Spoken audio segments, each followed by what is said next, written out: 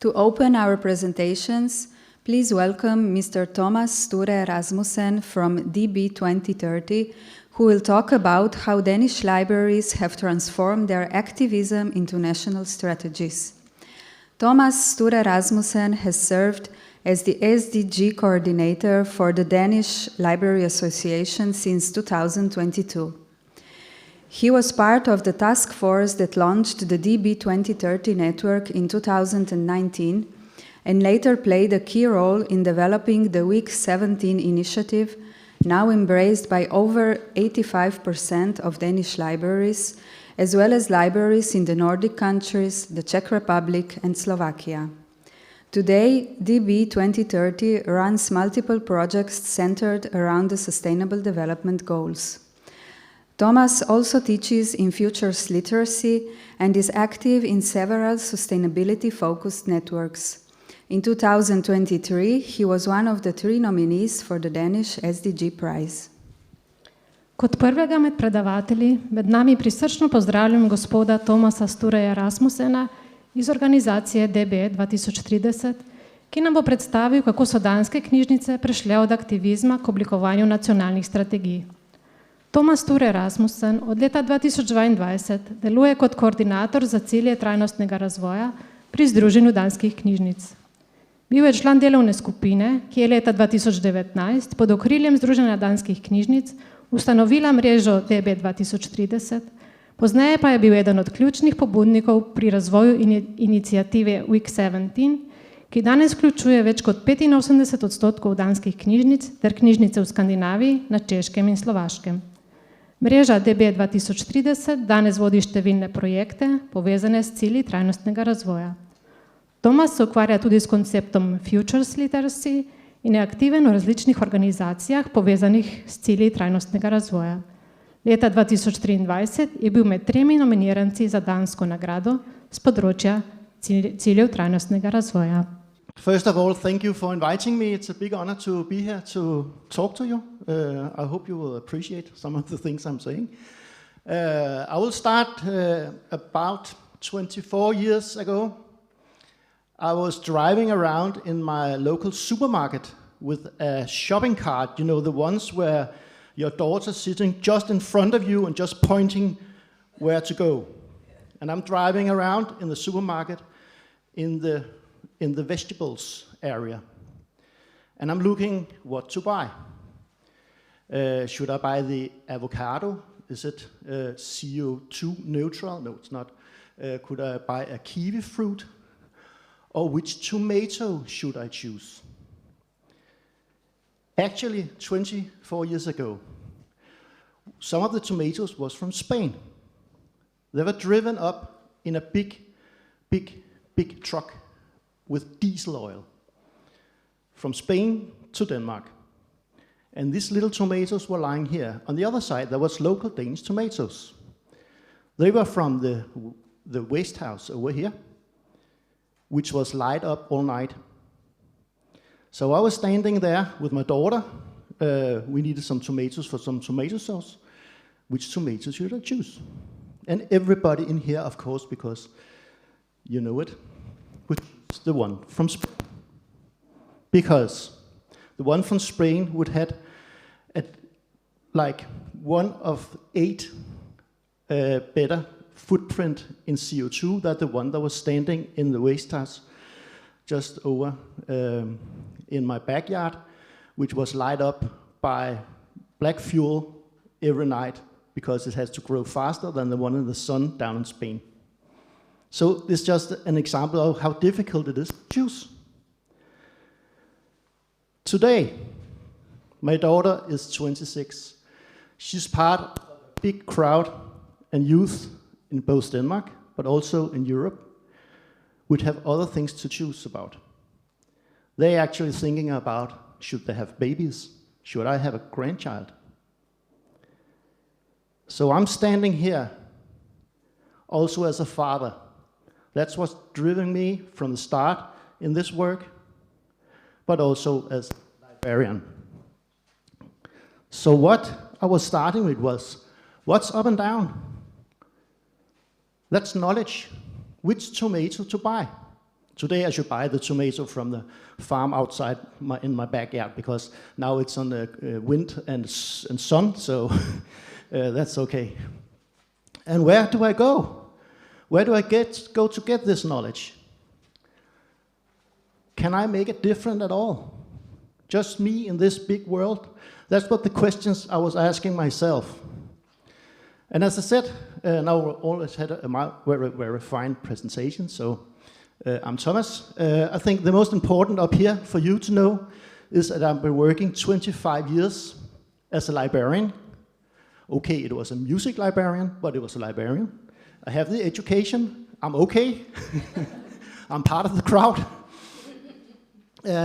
So I started working the first 10 or 15 years as a music librarian. Then I worked with strategy and library development. So that's what the first step was, to actually work with the other things. So I'm going to talk a little about activism and how it actually became a government strategy, what we were doing. And in the end, I maybe have a little thing to say about where we stand. So we started up in 2019. We had a meeting in Odense, you know where Hans Christian Andersen is from. There was a lot of library people there. The SDG goals is from 2015. The Paris Agreement is from 2015. So we were 4 years in. And then the Danish Library Association, I wasn't working there at that time. They had this meeting and was saying, what can Danish library do to support the SDGs? There was sitting a lot of library people. One colleague stand up and said, well, it's not a library task, and we don't get any money for doing this. And then suddenly, 3 people jumped up. I was one of them. Well, we think it's a library task. We actually think this is part of the way we are supposed to work, and we think we actually can do something different here. So on that day in Odense, we didn't plan anything. We made a task force. We didn't know what a task force was, but it sounded like some action or someone is doing something. So we made a task force. 3 library people, or librarians, and we just started to have meetings, talking to each other. Then we said, we need to be more like, we're sitting here talking in a little closed area, just librarians. We need some outside information on what is it with the SDG, what is it with the climate. So we made a network. That's the network called DB 2030. That's the whole foundation of what our work. So we started saying, we're making a network. There should be more green organization, climate organization, other people who know about this, how to involve citizens, than libraries. And then we could go back to the libraries when we have talked to them, and then we can start maybe doing something different than we do now. Because if we all do what we do now, we would be sitting here today, because the climate would be great, and I would know which tomato to buy, and so on. So the first thing we did, we made a Facebook site called DB 2030, so we could talk to each other. The next thing was we made a certification program. I'll come back to that later. We made a homepage. We went from a Facebook site to a homepage. So we'd had some kind of structure on our work. But it was still like we were activists. In that case, that we didn't get any funding. There was no money involved. It was the 3 libraries directors who said, this is an important task, so it's okay for you, Thomas, in Ballerup, to use some of your hours to talk to the others and doing something. We didn't know what it would become, but it was it's important, so do it. Then the Danish government, they had to have a new SDG strategy for the whole country, because that's part of the plan from 2015. They have to make a new one every 2nd or 3rd year, I think, in Denmark. So they had to make a new strategy. So they sent out to all organizations in Denmark Is there anyone out here who have an idea how to work with the SDGs?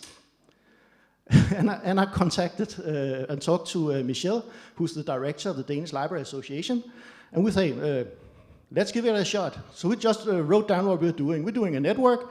We would like to make some competence development of some librarians so they can work with the SDGs. They have to know more about the SDGs. They have to know something about the climate. Then we have the certification. We can put that in. And then we have to develop new events and the way we are doing arrangements on the library. We have to do it in another way because the way we're doing it now is not working. We just wrote that down, sent it to the Minister of Economy in Denmark, who had the SDGs at that time. And then suddenly we got a letter. Well, you're in the new Danish library government SDG strategy. It was like, okay, what does that mean? But it had 15 points, and number 12, I think, it was Danish libraries should work with citizens so they can know about SDGs. Okay, we'll do that, but how? Who's gonna pay? And we didn't know. Then the next Finance Act came, and they actually gave us money. They gave us 3 million Danish crowns for 2 years. It's like 400 euros a year, something like that. 400,000 euros a year. And then we were in the strategy. So now it was really a structure, and now it was like, we're going to make reports. We're actually going to write down what we're doing. We got to know what we're doing. So now, in the present 2024, we work by funding because we got a new government, and this strategy was from 2021 to 2023. So the new government, they were very, very clever. They said, we're going to prolong the old strategy. It's gonna go on, but not the money. So we have actually worked now for 2 years, or 1.5 years, for the Danish government, been part of the strategy they were out showing to the UN and all the others, for zero funding. Very smart. Actually, right now, in this month, they are negotiating the new strategy in Denmark. And my director, Michelle, has just texted me. He's sitting now in the Danish parliament, where they have a discussion about this, who should be in the new strategy and what should the new strategy be. So we hope that they will get us some money. But we are doing a lot of projects. So I'm sort of part of the Danish Library Association. I don't work at Ballerup Library anymore. I work full-time. I'm a green NGO in the Danish Library Association. Contract 1 year at a time. That's something different from being always at the local library in Ballerup. And then I work in Danish think tank, Libraries of the Future, which is part of a neutral thing, but it's under the Danish Library Association, but it's where we develop new library things and thoughts. So that's what we are doing now. So what was the task? It was competence development for librarians. It was certification. And then the events and their main arrangements was week 17, it became week 17. Competence development, knowing more about climate, people like your colleagues. We have 98 libraries in Denmark, one in every municipality. That's under the law. We have 80 SDG ambassadors now, who's been competence developed in SDGs, climate, and most of all, most important, how to inspire and make people act. Because we are good at finding knowledge. We can find the knowledge. We can Google, and we can find it in books and also in reports and so on. We can find the knowledge about climate, the status and SDGs and so on. But the one thing we as librarians in this closed room is not as good at is maybe drinking coffee with citizens. Not in Slovenia, but in Denmark. So what we said was we have to get some new tools. So it's community development, which Marshall Gans at Harvard, he had made some theories about. That's actually how Obama won the president campaign in the United States some years ago. So that's the new tools we are learning, the librarians or the people who works at the libraries. It's how to drink coffee with the citizens, but not just talk with them, actually putting the citizens together so they can go out and organize some other citizens and then organize some other citizens. It's called a snowflake model. And then things start rolling. We have the certification, which is it's made like, it should not be a big step for a library to get the certification, and you're not finished with working with the SDGs when you get the certification. The certification make a stand that you said, I want to work in my organization with the SDGs, or our organization wants to work with the SDGs, and then we are rolling with the certification. It's about knowledge. That's what's on our shelves. That's what we usually do as librarians. It's engagement, citizens, local communities, and establishing new communities. That's the Marshall Gantt thing, right? We have local communities, but we're actually establishing new communities because the library is the place to gather people. And then its own action. We call it swipe before your own door. We don't use plastic. We collect our garbage the right way and so on. And then week 17, we started out trying different kinds of events. But then we understand that if you show up in a bigger scale, we had to do something which was all over the place at one time, because then people outside the libraries would hear what we were doing. So we took the week numbers. In Denmark, we use the week numbers to a lot. There's a week number where you count how much you're drinking. There's another week number you can't have sex, or you gotta have sex or something like that. And we count a lot of things by week numbers. Oh. So, week 17 is week number 17. So we started out with we thought there was 20 libraries who wants to participate, but 70 libraries was on the first time. Then they have over 200 local partners. Then last year we had pilot libraries in the Nordic countries, and now we have 2 libraries in Finland, 11 in Iceland, 18 in Sweden, and 26 libraries in the Czech Republic, and 14 in Slovakia, all with local partners. So it's spreading out. So this is an invitation, of course, next year, right? Yeah. You're missing this. We do a lot of things in week 17, a lot of things. One of the things that we can do with week 17, because it becomes so huge, is that the local library work with the local municipality. They're actually, the people, the engineers and so on the municipality, they actually now is joining week 17 because it's a way for the municipality to actually get out to the citizen in a way that we can help them to sort of understand what the SDGs and the climate is about. Then we got other partners, some of the other organizations. We collect garbage with the Danish Nature Association, which is very big.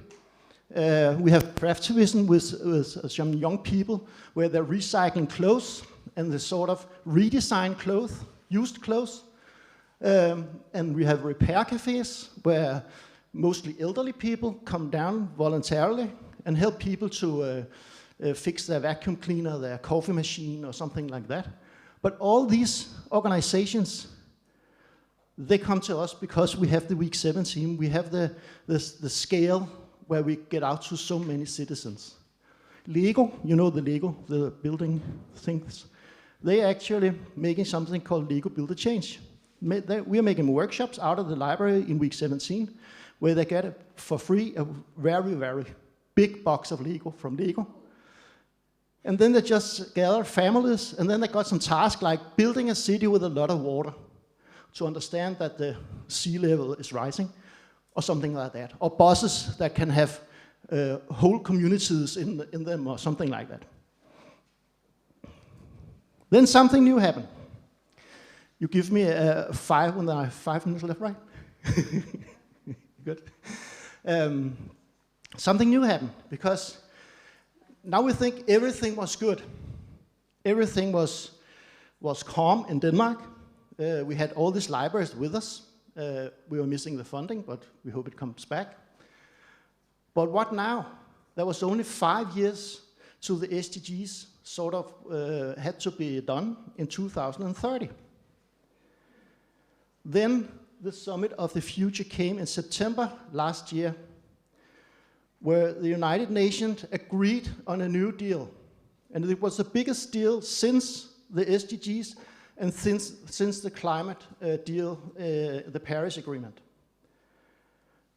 And we actually had a little thing, because the thing they were putting in was foresight and the future and the youth. And we were actually a little bit afraid that they would sort of surpass the 2030 goals, like saying, now we're looking into 2050 or something like that. And then, okay, we just pronounce, we can reach the goals, so we're just putting them further away. That was a lot of organization afraid of. But what actually happened was they reclaimed the sustainable development goals. They said, Guterres said, this is the goals, and we're still working on them, and we have to speed up. They did the same with the climate agreement from Paris. They said, this is the way we're going to do it. This is the way the SDG goal 13 is going to be fulfilled. So you have to do this. And then they added AI and digitalization, because that's a huge thing too. And then the youth and the foresight. IFLA came with a strategy at the same time. And they actually said some of the same things. They made the Brisbane Declaration, IFLA. It's like a paper. They make the strategy, and then they come like a little political kind of paper, which was the Brisbane Declaration. And they said, we recognize our role in climate change, both as generators of emissions and as models, bases, and facilitators of climate action and resilience building, including through facilitating access to our environmental information. So this is actually what we are doing, that the Brisbane paper was saying we all should do. At the same time, they had a trend report. So there's the strategy from IFLA. There's the paper, the Brisbane, which is a political statement paper. And then there's the trend report, is how we're going to do it. And it's full of futures literacy, foresight, youth, and these methods to actually work with these things. We don't need to know for sure what the future holds for libraries and the communities they serve in order to be able to play a role in shaping it. So this was a kind of new thing.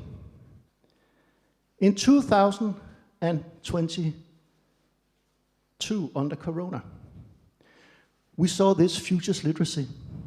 We met this guy from Institution for Foresight in Denmark, who's a chair for UNESCO. UNESCO, they actually made futures literacy in 2012. It's a method to gather people together to talk about the future and to get some skills to actually see futures, not one future, but a democratic way. We all have, none of us here knows the future, but we all have a picture of the future if they let us. If you Google future cities, you get skyscrapers, you get steel, you get glass, a little bit of green now than you didn't get for 2 years ago. If you Google flying cars, or not future cars, you get flying cars, you get a car that can fly. That's Elon Musk future, maybe. We don't know in these days. That's maybe not our future. That picture of the flying car is from the World Exhibition in United States in 1939, where they have the task to show and build a future town. Who paid for that? Gerald Ford. So our pictures that we being presented for is pictures paid by the car industry, in this case. So it's just, we have to get out of that way of thinking. That's where we have a role. So, and we have design thinking for libraries, which Aarhus made with Chicago libraries. That's a way, what I working with prototypes. What can we do before next Tuesday and so on. We have a project together for the future where we actually have got money from Velux. Velux is the company, Danish company with the windows. Yeah.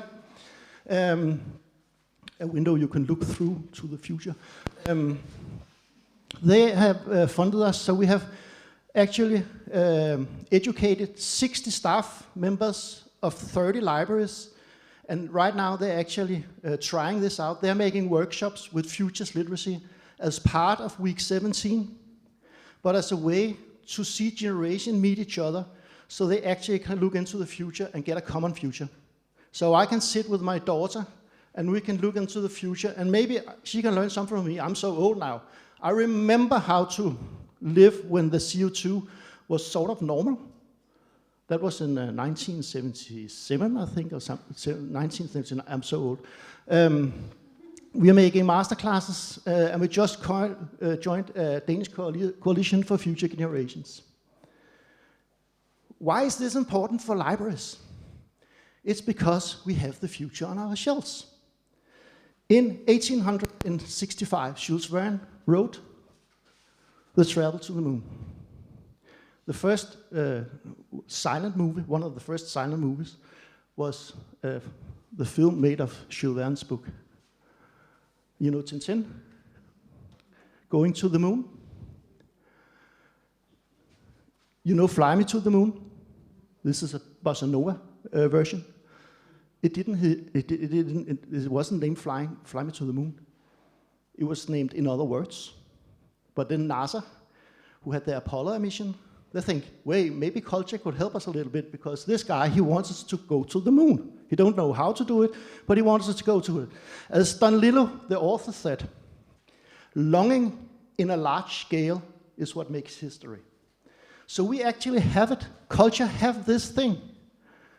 And as Tintin is saying, bienvenue sur la lune, Mr. Armstrong, because culture was already on the moon when the Americans came. Right? These stories are on our shelves. It's our commitment to get these stories out to the citizens, to the public, so we actually can make a difference through the literature, through the stories we already have. We're not working with dystopia or utopia, we're working with protopia. Protopias of futures.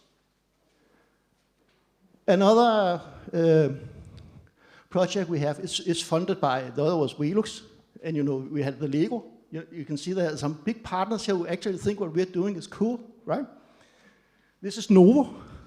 It's the one with the pill, so we can lose some weight. So this is medicine money. They're actually paying us for all the things we're doing. We have to do it better, if you can say it like that. We say here, later as you leave the library feeling satisfied and carrying a small box of worms, you realize that you're not just picked up a passport, but perhaps a passport to the future. One where sustainability is part of every life, and the green transition feels both accessible and achievable. So what we're doing here is all the things we already are doing, all the workshops, library things, all the things, the seed library, all these things we try out in new versions. Not the way we used to, but in new versions. Then we have knowledge. We have people, professors, universities looking at what we're doing.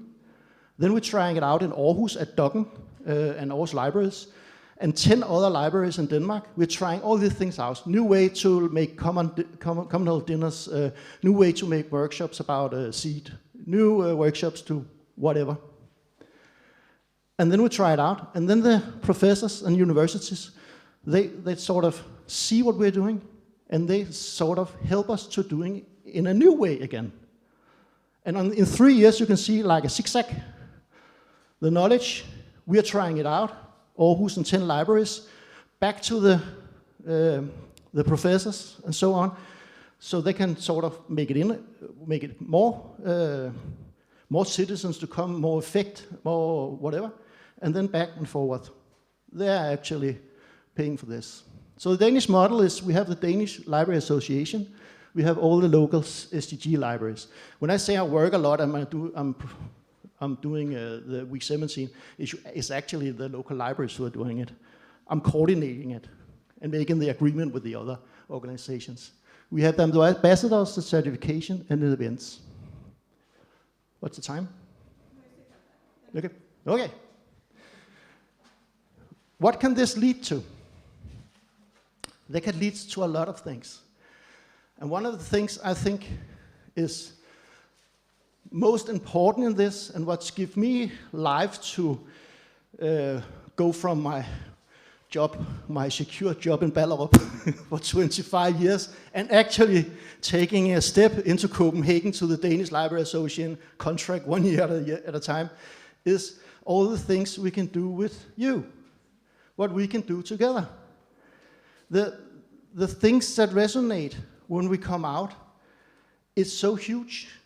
Like all what you have going on in this library, this is going on a lot of places in the world. And in these times, I don't have to mention it, but in these times, we need to grasp for a straw or something to hold on to, and this is what to hold on to. We got in contact at Next Library, which is another library conference, which is in 2 weeks from now in Aarhus, in Dokk1. We met MIT, the technical university in the United States. They were working, this was 4 years ago. They were working with programs for libraries. It's like when they made the design thinking for libraries, that was Aarhus in Denmark with Chicago libraries. And at that time, MIT saw that maybe Chicago libraries could be a partner in how they could get their knowledge out. So people could be more sustainable or whatever the knowledge they had at MIT to get out to the public. So they actually at MIT made a special department called PLIX, Public Library Innovation Exchange, which means that MIT strategically and in structure are working with all the knowledge they have, go through libraries in America or United States out to the public. So that's sort of the idea we took to us. So they asked, do someone out there it was a workshop at Next Library, do someone out there want to work with us? And it was like, oh, starstruck and MIT and whoa. And someone from Ballerup said, yes, that's us. What should we work about? They had a program where they built satellites, small satellites with a little bit of computer, a little bit of camera in it. And then we sent it up with Tivoli balloons, like something like that, put together with a cable in it so we could get it back. And all the children and local citizens joined in workshops and building these in Lego and wood and carbon, whatever they had. In like, you have like a makerspace up here. It was in our makerspace where they're building these satellites.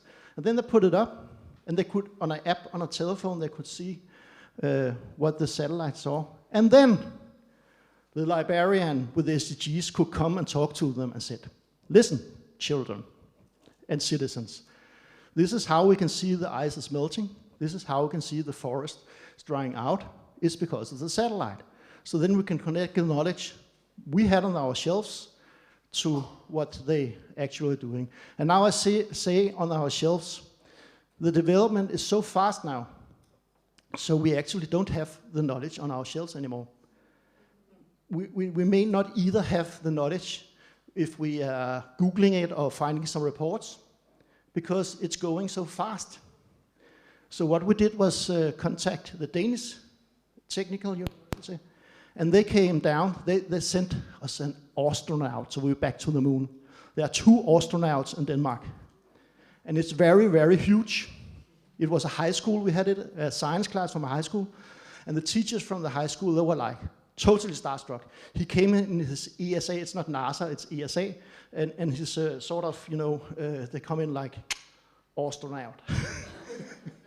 They came for free, 3 bottles of red wine, and they talked to the children for 2 hours and was working with the satellites. It was amazing, but it's just a case on how all these things, if we have the guts to put us in the arena and saying this is maybe some kind of the third place, but this is a place where we actually can gather children, high schools, educations, citizens, you know what I mean. Put them together, that's what we can do. Because that's what Marshall Ganz said we can do. That's what we're learning them. Invite them for coffee, and then things happening. So, key takeaways, collaboration, key. Relationships, local relationships, open new stores.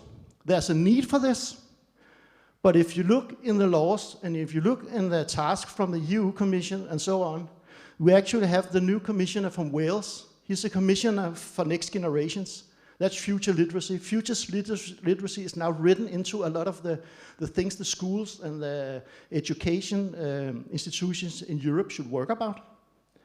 So there's also a requirement. We haven't just seen it yet, but it's like the SDGs is some, whoa, there's some SDGs, maybe we should do something. We are up to date. That's where we are stand, because we are the answer. So, facts, knowledge, and learning. Which tomato to buy? Look to the side, relationship, communities of action. You can already do this because you know your local community. Then we can help reach the world's best solution. So, to finish, that's right. So, to finish, where do we stand? Well, in 2019, and this is Denmark, it's not here, of course, but in Denmark, we had the first meeting where libraries were sitting together. What should we do with the SDGs? Has library a role in SDGs? That was 4 years after actually a Danish prime minister stood at the new United Nations and signed it, because we had the leadership at that moment. It was our prime minister, Lars Løkke Rasmussen, who signed it and said, future generation will look back on us and they will say if we actually did what we had to do. We were 4 years late. 3 years ago, we started working with Futures Literacy. We started making masterclasses, and we started to see there's something in here. We had no idea that Summit of the Future would come last September 2024. But one thing I'm proud of is that we looked into the crystal ball, and we actually saw that Futures Literacy and the way of working with SDGs and climate change and so on, they are connected. And now we have most of the countries all over the world at the UN Summit of the Future saying the same. So where do we stand? We are ahead. Thank you.